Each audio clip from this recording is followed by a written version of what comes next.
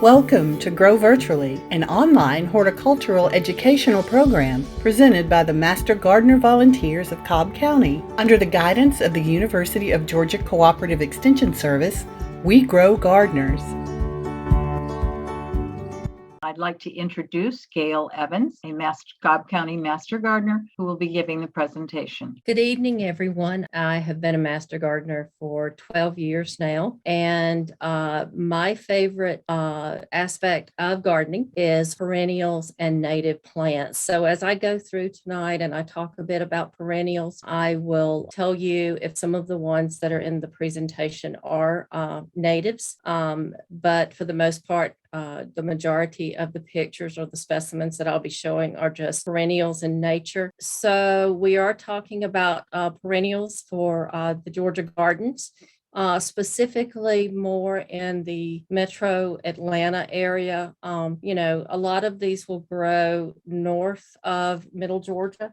But as you get further south in the middle Georgia and South Georgia area, some of the perennials that we may be talking about tonight may be in question because of the climate change or the temperature change down there. One thing when we think about plants, and if you go to the garden center but we're seeing all the beautiful color, and when you look at the color in a garden center, you're potentially looking at annuals, perennials, and biennials. So as you're looking at perennials, and let me just show you, because this is one I picked up right before I got here tonight. But if you'll look on the specimens pot, they're actually labeling them for you. So it may tell you that it's an annual. It may tell you that it's a perennial. So pay close attention to that, in addition to some of the additional information that is important on that label that we'll talk about. There's some of the plants that as you look at them, you will think of the word salvia. Well, we think of the salvia that is the red salvia, but there's annual salvia, there's perennial salvia. So you really want to pay close attention to all of those pieces as you start selecting your specimens for your garden. When you're looking at perennials, you really need to know where you would like to grow them. Are you going to want them for shade? Are you going to want them for sun? Are you going to want them for drought? We'll talk about all of those things as we go through the presentation. We're going to need to really consider how we're wanting our bed to look. Are we wanting a graduated bed? Are we wanting a tall bed overall? Are we wanting a low growing bed? Some of the important things, is it a sun bed? What kind of planting techniques do we have in place to grow these perennials? Are these perennials that come in a full gallon pot? And if so, can we take them and divide them into multiple specimens? What type of fertilizer, what type of maintenance do the perennials that we want to use in our garden require? What type of insects? And we will talk a bit about the insects and the diseases as well, but we need to consider those.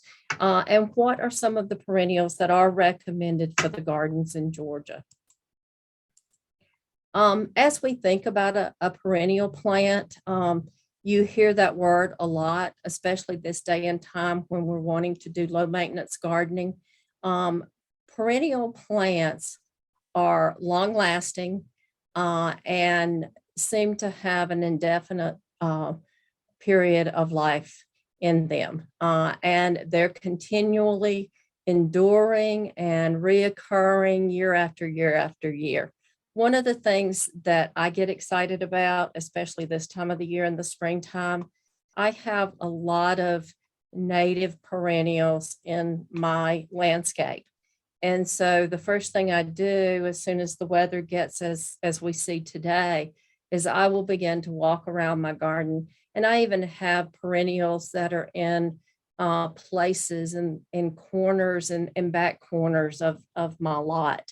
And the first thing I look for are those perennials peeking through the soil, peeking through the mulch, peeking through the pine straw, and anxious to look and see what their blooms, if they do bloom, what they look like. So they're always a lot of fun at this time of the year to begin to see them peep out for their appearance, their annual appearance over time. There's a couple of different types of perennials. Some of the perennials are woody perennials, which are like your trees and your shrubs that come back year after year or are maintained year after year. And then you've got your herbaceous perennials, which actually will die back. Their tissue is softer. So you want to be very careful that you're caring for them and you're cutting them back or and that sort of thing.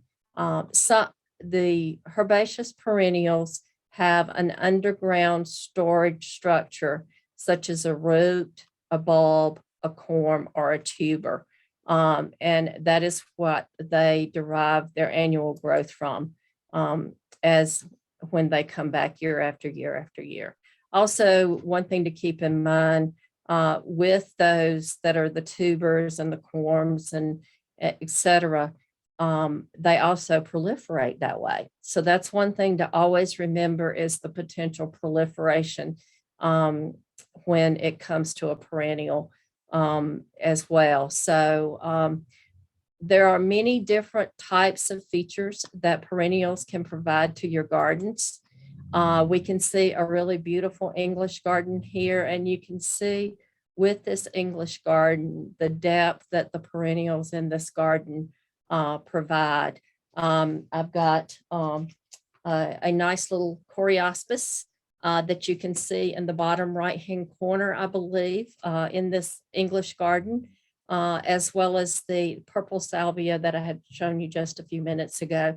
And we'll look at those a little bit more shortly, but just a beautiful classical English garden is in this slide. Some of the perennials are suited, that are suited to our climate. Dianthus. This is actually a Pink's Bath Dianthus. I was at one of the big box stores this afternoon picking up the 2 plants for tonight, and they actually had this plant in their garden center. It tolerates very, very dry, very hot soil. It lasts all year. It is more of an evergreen in that you will see the greenery pretty much 12 months out of the year. I saw some beautiful red ones today that were perennials as well. So this is a great pollinator plant and one to really consider. It kind of mounds as far as the plant itself is concerned at about 12 inches tall. So just a great specimen plant. You can use multiples of these. It does expand, but it's not prolific in its expansion in your landscape, but just a really nice, very whimsical perennial. The one thing that I like about perennials as I look at a perennial is that you're going to find different leaf shapes. You're going to find the feeling of very different textures as far as a perennial is concerned. So as we go through the different plants, take a note of that, because to me, that's one of the things that I enjoy so much about perennials is you're not going to get the round leaves or the oblong leaves, or you're not going to get the same leaf shape or the leaf texture as you'll oftentimes see in an annual. And that's just kind of a Gayle opinion with that. But I think it's a really good rule of thumb as you're looking at perennials is you do get a feeling of texture in the landscape with perennials. And then you've got some of your perennials that are tolerant of poor drainage. If you have areas in your landscape that stay wet all year, and most people will say nothing will ever grow there, well, a fern will grow there. And there are many, many different specimens of ferns. There's some that will tolerate semi-shade, there are semi-sun, part sun. There are some that will want to be in total shade. So based on the area in your your landscape, you can determine where to put a fern. Also, the size of the ferns. One of my favorite ferns, as I look at the slide, is an autumn fern. And that an autumn fern is versatile basically anywhere in your landscape. I've got it in heat. Mine are in part shade. Mine are in, I don't think I've got one in full sun.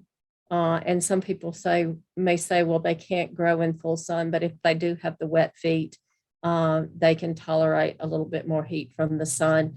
But this is a beautiful plant year round because it does have a tendency, if it's the autumn fern, instead of dying back completely, it will actually go bronze in the fall and the winter, leaving you with a beautiful specimen in your landscape.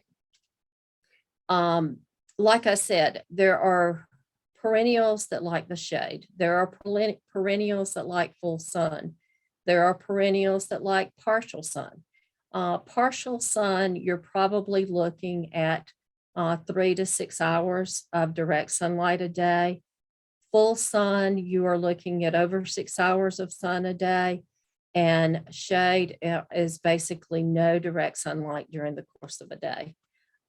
Placing a perennial in the incorrect light is for sure probably going to kill the plant. So you have to be very careful with that.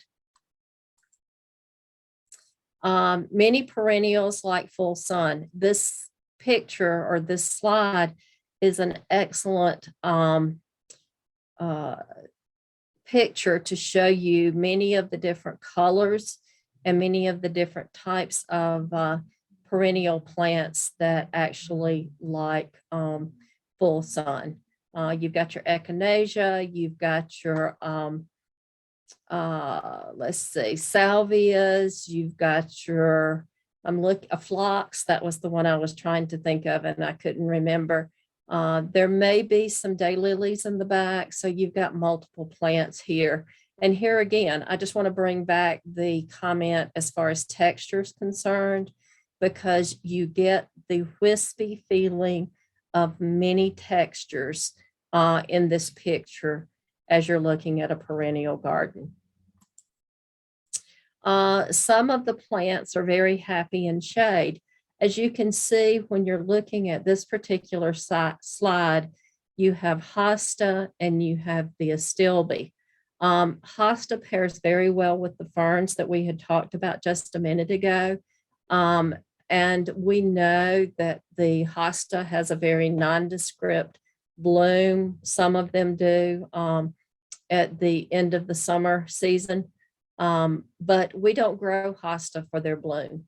Unlike with the astilbe, which has beautiful blooms during the early part of the summer, and then those blooms will be spent in late summer, typically. It also has a very nice leaf on it that once the flowers are through blooming, you can leave the dried flowers on the plant and actually have a very different look for a green leaf on the astilbe all season long. So it's a really nice plant that will carry you through the summertime in the heat with the shade. And it does like wet feet as well, or it will tolerate wet feet. Hosta will, as far to some degree as well.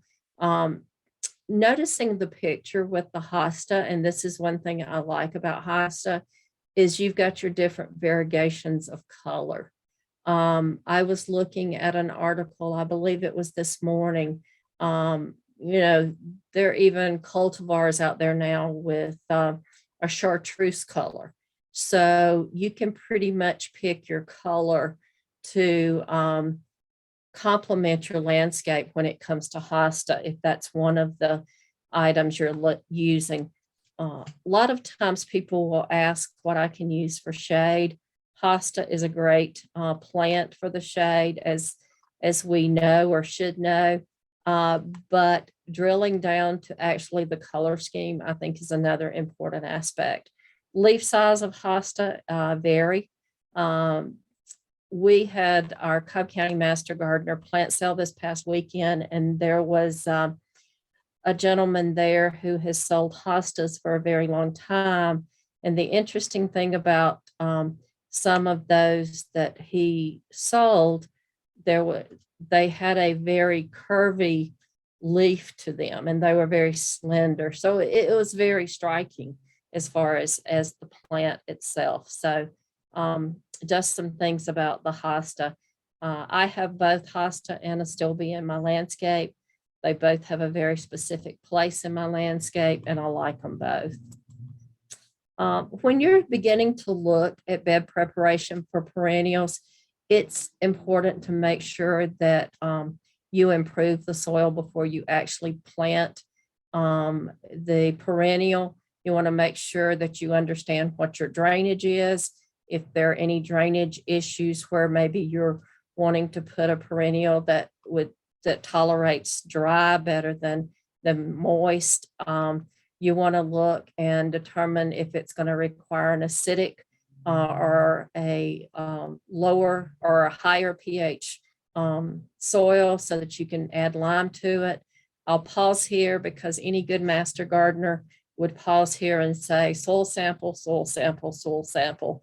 If you have not done that in your landscape, we have the bags and we have the information for soil samples, and you really do want to consider that as far as getting ready to plant a new garden or add flowers that may not have been in a particular location in your garden or in your landscape. The other thing that you want to do is observe the amount of sun and shade that you have in the landscape. As we have talked about herbaceous perennials, we know that herbaceous perennials are peeking through the ground at the moment, or they've already come up. We want to take a look at what the sun and shade mixture is at the moment, but we also want to understand what our sun and shade mix is as the summer season goes by. Some of our areas that may get shade at this time of the year may be full sun and vice versa. So you really want to kind of take a look at that to see and make sure that you're making a good decision for your plants that you're purchasing. Some of your perennials can be propagated from seed. You do not find a lot of perennials necessarily propagated from seed in the home landscape. Most of us have a tendency to go to the store and actually buy perennials.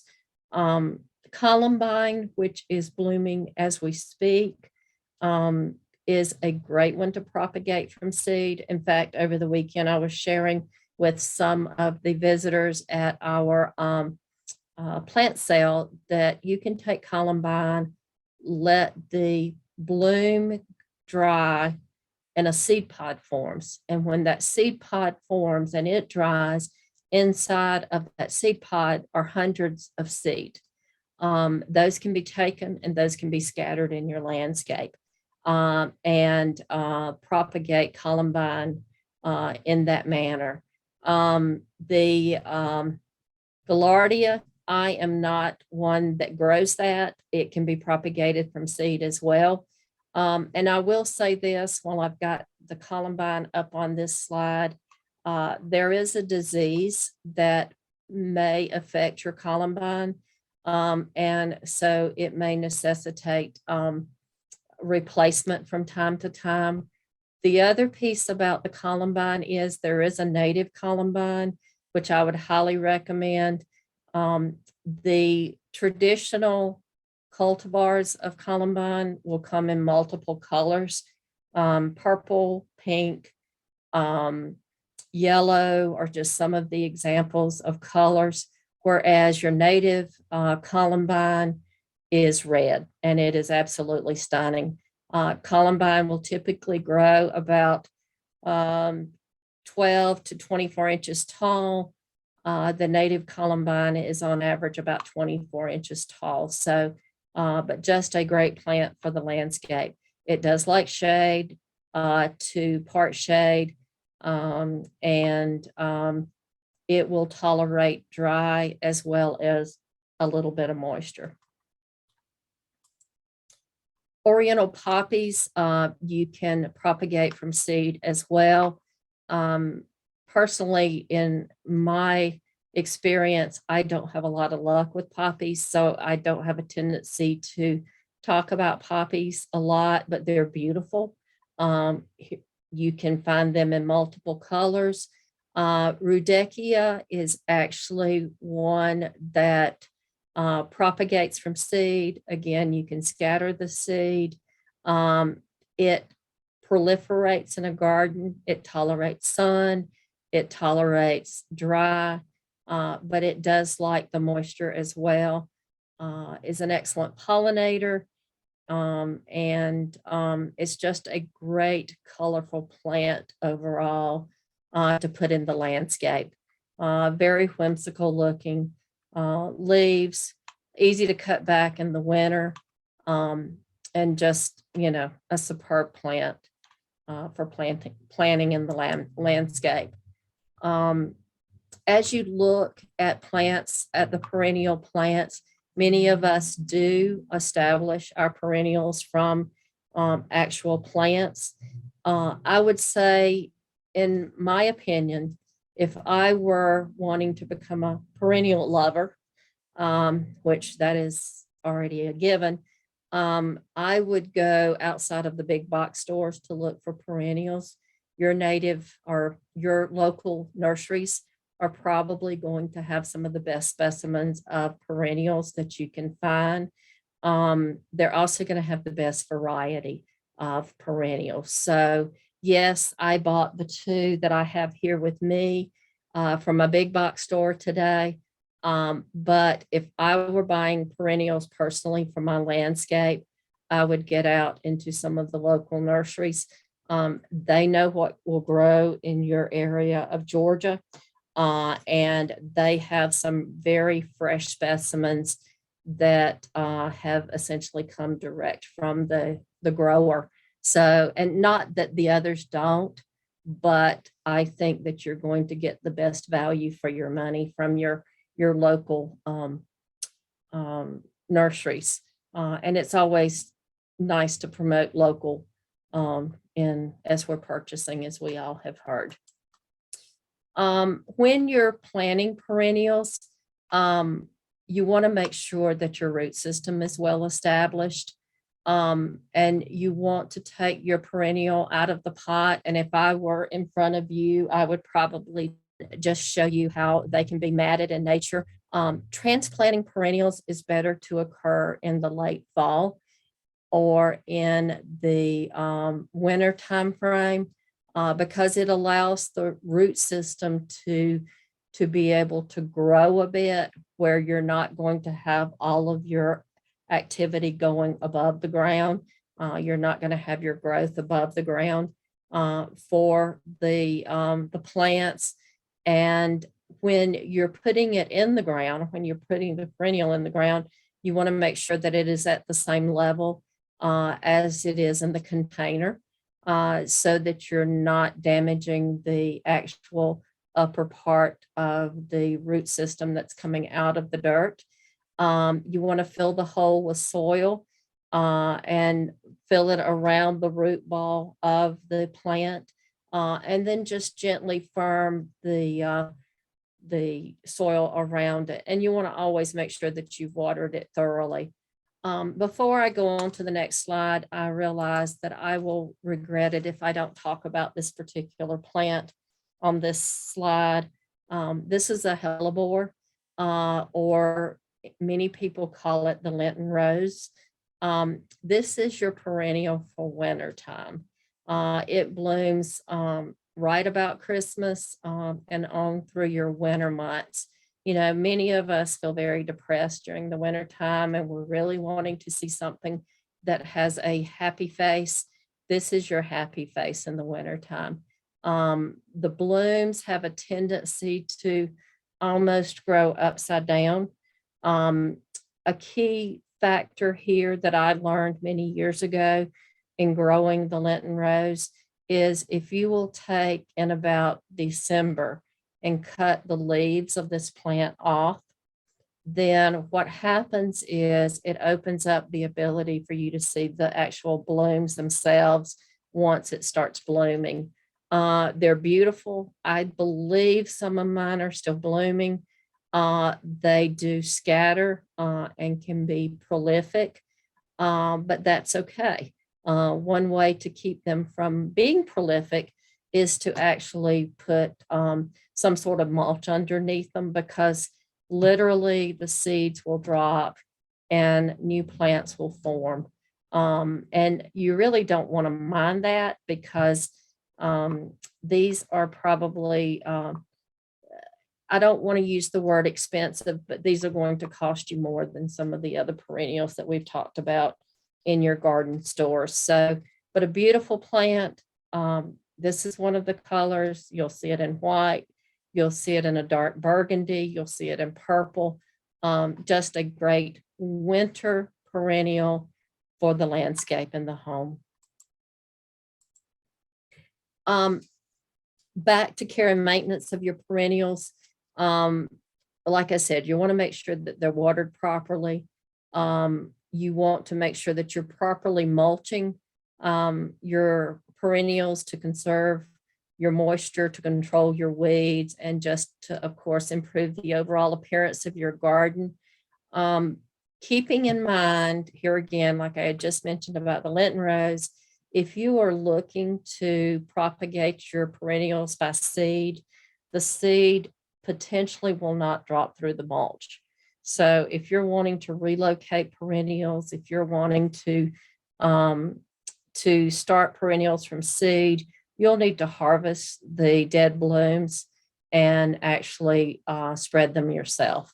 Fertilizer for your perennials can be anything from 888 to 10-10-10, about 1.5 pounds per 100 square feet. And you can apply it in the spring as well as a couple of times during the growing season. If you have perennials that are top heavy, you can use stakes of varying types to support them. Some of the perennials, and I'm going to try to remember to mention this when we get to them, you may want to use the tomato cage systems that are not the cone, but are of the square, where you can form the tomato cage to support the flowers. Well, like I said, we'll talk about that, but they just become heavy. And while their blooms are beautiful, if we get a windstorm or rain, sometimes it will make the tall perennials fall over.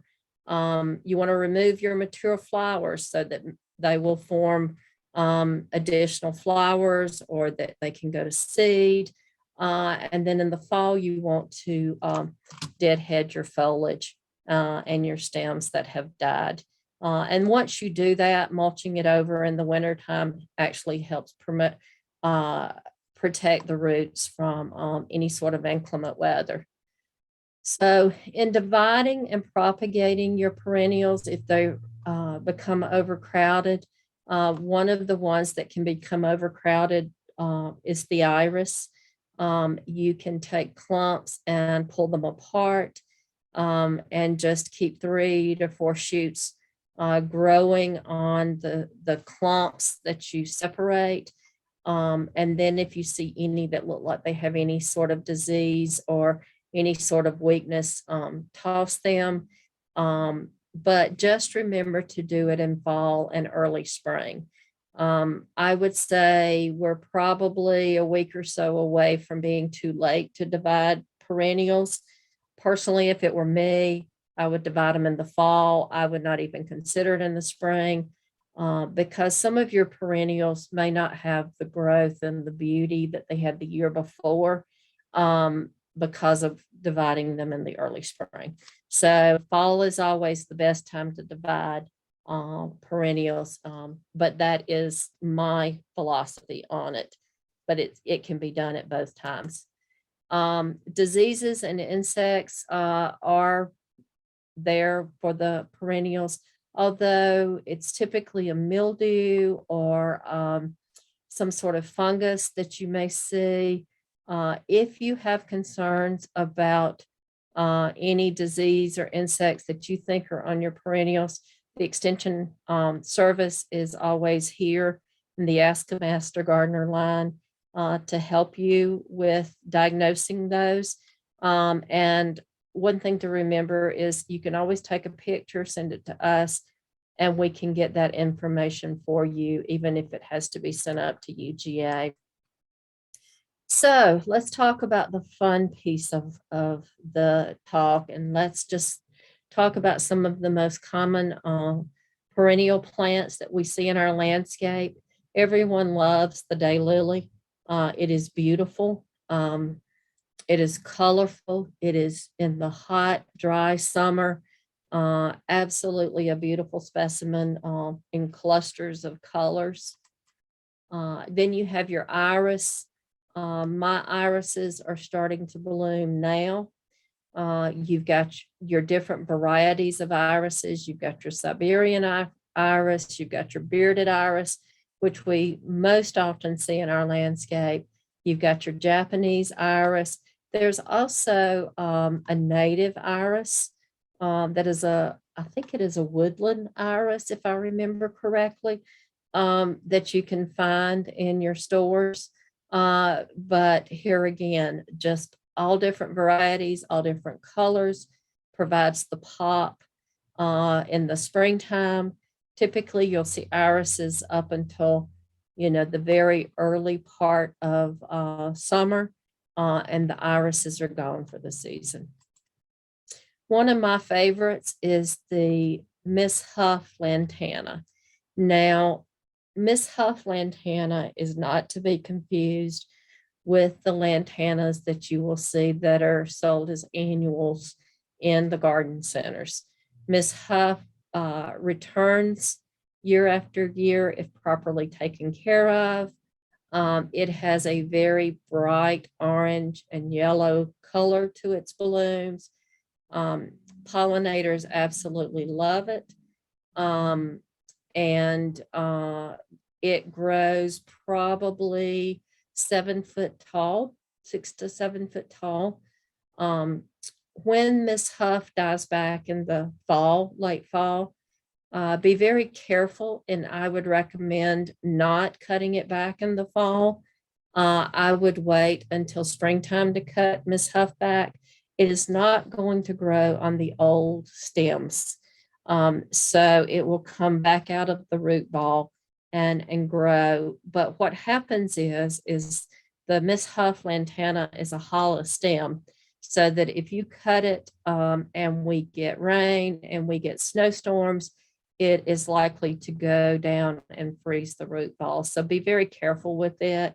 When you do cut it, make sure it's mulched over well if you choose to do it during the winter, so that it does not freeze and water does not get down the hollow stems of that. But it is a great, great specimen, especially for butterflies and all of your other pollinators. But I have to focus because you see the butterfly in this picture, but it is a great butterfly flower. And here again, it is not to be confused with the other annuals that you see in the nursery. It will say Miss Huff on the tag. If it doesn't say Miss Huff, it is not Miss Huff.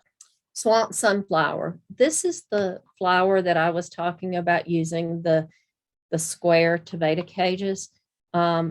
This is a late summer blooming specimen. Absolutely gorgeous. You will see this on the side of the road. A lot of times blooming on the highways up next to the trees. Absolutely beautiful. Will tolerate dry, will tolerate heat, and is just probably you're looking at 6 to 8 feet tall as far as the growth. When they start blooming, if you will surround them, like I said, with the tomato cages, the first strong wind, especially as you have more and more blooms come out, it will actually support it. And then that way they will not have a tendency to fall over. If they fall over, they continue to bloom. You continue to have the beautiful yellow, but they do have a tendency to look a bit displaced once that happens. But a great late summer blooming perennial, beautiful in the landscape. Highly recommend this. And actually this one can be seeded as well, and will seed itself if you don't seed it. So just really good for multiplying. Salvia. This is the salvia specimen that I picked up today. Very nice and showy. You can see all the potential blooms that we'll have over the next few weeks. It loves heat. It will tolerate dry. It likes to be moist though. It does grow, as you can see in the picture.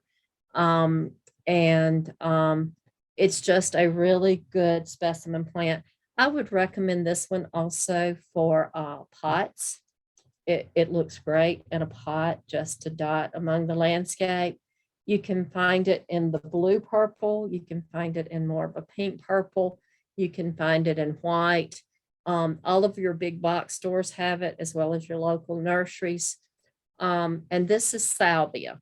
So some of the other perennials that look similar to the salvia are your pineapple sage, as far as your leaves on your plant are concerned. It will grow 4 to 5 feet tall. You can rub the leaves and it has that sage smell. It's a pollinator. Recommend it. Another one is a Mexican sage.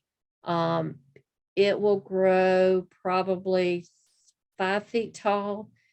Becomes more of a shrub looking type plant, late summer, beautiful purple flowers, very wispy. I use that word wispy a lot, but to me that is just kind of a neat looking plant. It has a silver gray foliage that really looks very nice in the backdrop. Actually, if you look at the plant to the right behind the salvia in the slide, that is actually your Mexican sage. So just a really, really nice plant for the garden. Peonies are beginning to bloom now. Peonies are typically around 3 feet tall or maybe a little shorter. You have all variations of reds, pinks, whites. They're beautiful. They're a late spring plant. I have these in my landscape. They're beautiful. But once the late spring blooming is over, they're done. But they're beautiful. People like peonies. I like mine, but it's just kind of a one and done sort of. And the green leaves persist throughout the remainder of the summer. But as far as any sort of blossoms, that's the only time that you will actually have blossoms. Speedwell is another purple. Purple seems to be somewhat of a theme in the slide presentation, but it does present great in a landscape with green foliage. Speedwell can be confused with the salvia, but it's not intended to be. And then you have your Veronica repens is another pretty purple plant. I have not seen this one. Or should I say I have not looked for this one in the stores. I am sure it's there, but just not one that I will use a lot in the landscape. Then you have your perennials for ground covers, such as the periwinkle in this picture. Ground cover means prolific, means the potential of invasive. So just remember those types of things. This Vinca minor does have the beautiful purple blossoms. And of course, if you've got a drainage issue or that sort of thing, this is a good one to use in areas like that. But I will see this in neighbors' landscape where they've used it instead of ivy, that terrible I word. So, but a specimen here again, you've just got to be very careful with it. And because it is a ground cover. Hibiscus or the rose mallow, at a beautiful tall, you're probably talking 3 to 5 feet tall, huge blossoms. We call these the dinner plate variety, and they're literally the size of a dinner plate.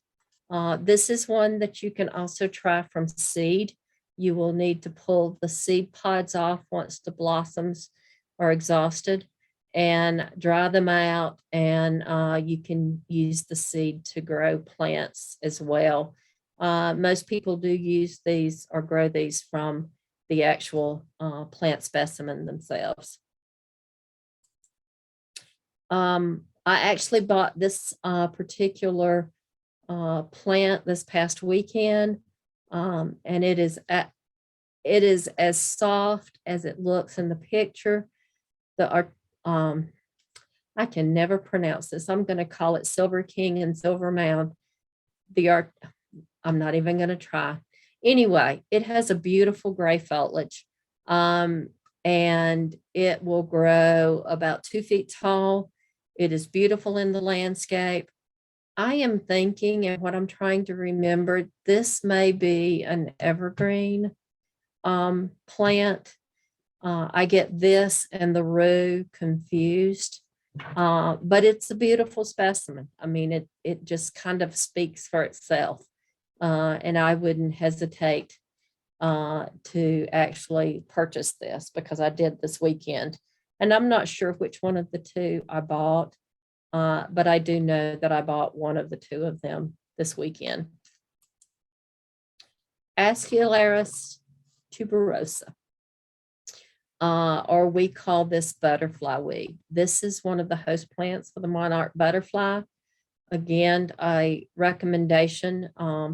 You can buy this as a plant. You can buy the seeds and start the plants from seed. This is what you see happen.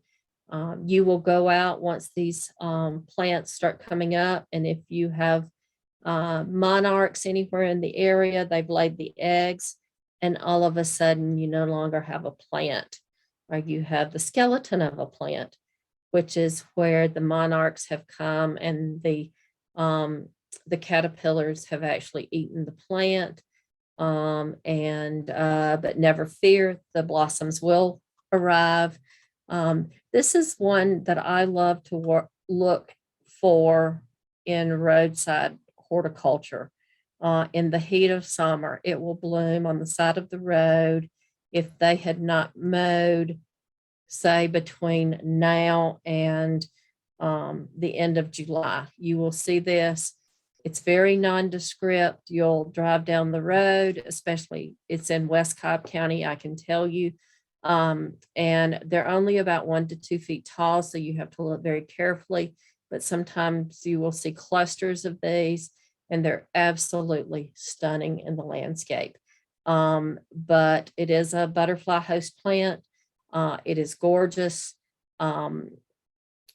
I think this particular specimen produces its seed pods that have kind of a dandelion type effect and will actually blow in the wind and propagate from that way perspective.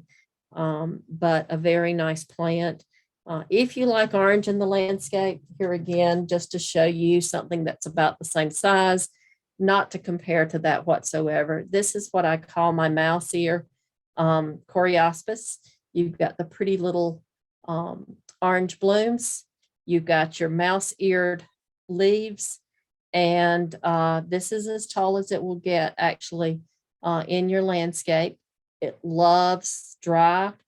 It will take some moisture, but it will also tolerate the hot sun. So it's a tick seed is what the name of it is, but it's also a mouse-ear Coreospis, and will give you the same color effect. Has nothing to do with the butterfly, but it's a great landscape plant. Your asters, we do have native asters as well as those that aren't native. This is an example, beautiful. You can find aster also in pink. You can find them in white, bloom late summer to early fall. And they can be anywhere from about 1 foot tall to 5 feet tall. But they really make a very striking appearance in the garden, especially when other things have started dying down, because you'll typically see them in the heat of August and, into September as well.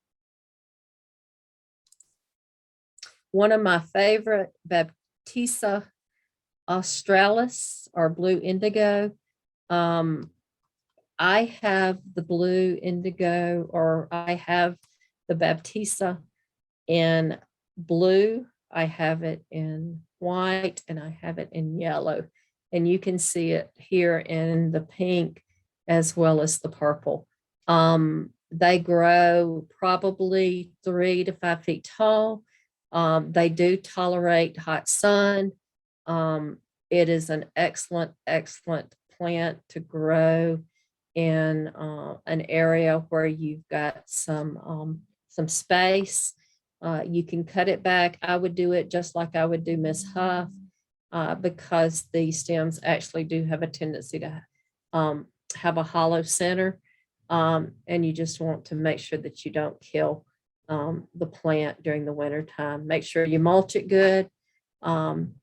Doesn't really take a lot of care. So it is a great plant to put in the landscape. Your butterfly bush. Over the years, we've seen all types of colors, all types of varieties. You've seen everything from the Black Knight, which was one of the first ones that we would see 25 plus years ago. I actually have a Black Knight that is 25 years old, and have done everything in my power to maintain that plant. But you'll see different colors of purple, you'll see white, you'll see yellow. Be very careful when you venture outside of the purple and the white on these, because they have a tendency to get mildew, and it will kill the plant. But another way to propagate, or an easy way to propagate the butterfly bush, is to simply cut a stem off and put it in the dirt, and it will propagate. So you will never have a need for buying butterfly bush again. It likes full sun, it tolerates drought. As you can see, butterflies love it, hummingbirds love it, bees, that sort of thing. So just a really good plant. Also, probably, I would say 5 to 10 feet tall. The hardy garden carnation is actually in the stores now and blooming. So another selection to choose from. Mist flower, another beautiful perennial. I actually think I have a native version of this, but they will grow a couple of feet tall. They will tolerate dry conditions. They will naturalize. There's a couple of different colors. There's a white color as well. The pollinators will be drawn to it. Hellebores, or Lenten roses, we've already talked about. There was a picture previously on that. Hollyhocks. I am not sure if there are any master gardeners out there that grow hollyhock a lot. You can see the different colors that you can find hollyhock. You're looking at plants that grow anywhere from say 4 to 8 feet tall. They do have seeds. They like well-drained soil. This has not been one that has been kind to me as I've tried to grow it, but it's certainly a beautiful plant and a great opportunity to grow something tall in the landscape. Purple coneflower is a native plant. The pollinators like it. It seeds so that it will spread. It also will naturalize in your landscape. These can grow up to 5 feet. You'll typically see them about 3 feet tall.